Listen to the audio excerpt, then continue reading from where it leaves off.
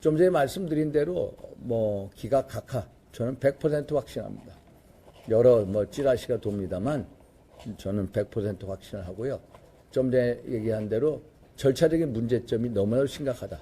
탄핵 소추안 내 있던 내란죄 부를 뺀 거. 당연히 각하시켜서 재의결 절차를 거쳤어야 되는데 그걸 거치지 않았다. 그것부터 시작해서 헌재법을 스스로 위반한 사례가 10차례 이상 있다. 이런 식의 절차적 흠결은 결과의 정당성을 담보할 수가 없기 때문에 지난 3월 7일 서울중앙지법 형사25부 직위원 부장판사께서 대통령에 대한 구속 취소 결정을 내렸듯이 절차적인 적법성, 절차적인 명확성 원칙을 그 판결에서 보여줬듯이 또 이러한 판결이 8분의 헌법재판관들께 당연히 경종이 됐을 것이고 또 법률가로서의 양심이 있는 한 절차적인 이 문제에 대해서 각하시킬 수밖에 없다라는 거고 특히 기각사유로 든 것은 내란죄 자체가 성립될 수가 없다는 거. 13 비상계엄을 내란죄라고 했는데 사실 세계 헌정사를 보건대 대통령의 어떤 국가 긴급권 행사에 대해서 비록 과잉이라는 요소가 있다고 할지라도 내란죄로 처벌한 사례가 없다는 것. 그리고 내란죄라는 게 형법 87조, 형법 91조 등을 보면은 국토를 참전하거나 국헌문란의 폭동을 일으켜야 됩니다. 이런 범죄 구성 요건이 맞지 않는다는 것. 그래서 국헌문란이라는 게 헌법상 국가기관을 강압적으로 전복을 하고 또 권능 행사를 불가능하게 하는 거다라고 하는데 그럼 권능 행사를 불가능하는 게 뭐냐? 1997년 대법원 판례에 의하면은 권능 행사를 불가능하게 한다는 것은 헌법상 기관을 제도적으로 영구히 폐지하는 경우를 얘기하고 또 하나는 사실상 상당 기간 그 기관, 헌법기관의 기능을 못하게 만드는 거. 그러면 사실상 상당 기간 국회가 그 당시에 사실상 상당 기간 그 역할을 못했느냐, 기능을 소멸시켰느냐.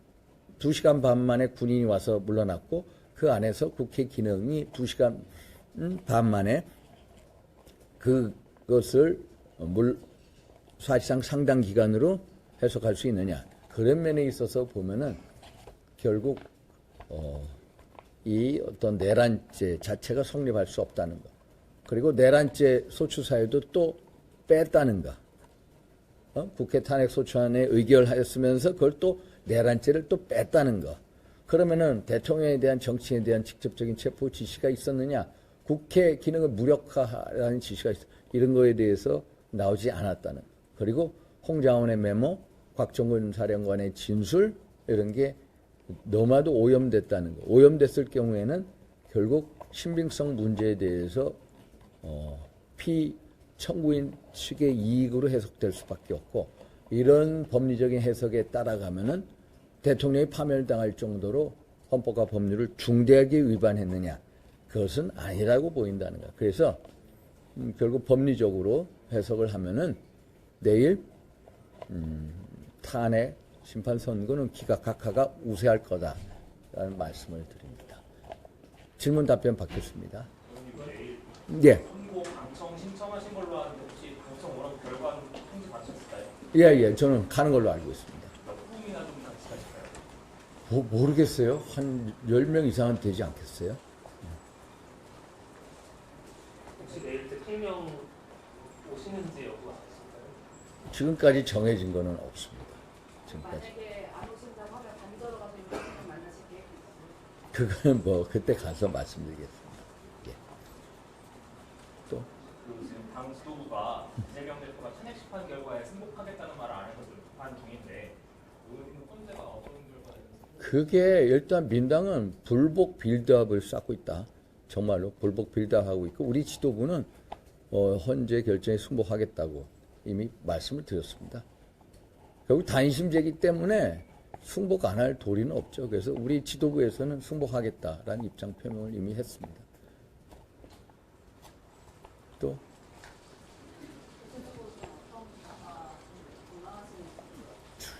저는 기각 각하가 하여튼 반 이상이 될 거다라고 봅니다.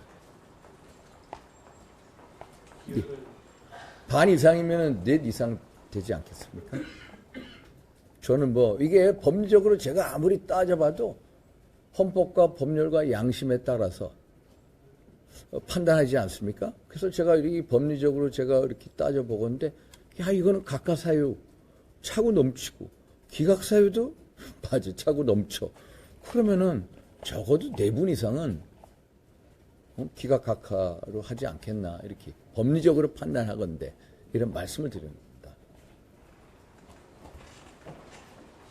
오늘 지도부에서는 내일 윤 대통령이 복귀하면 개헌을 적극적으로 추진하겠다라고 했는데 의원님께서는 당연히 대통령께서도 최후 변론 때 뭐 개헌 등 정치 개혁의 어떤 중대성에 대해서 잘 알고 계시고요.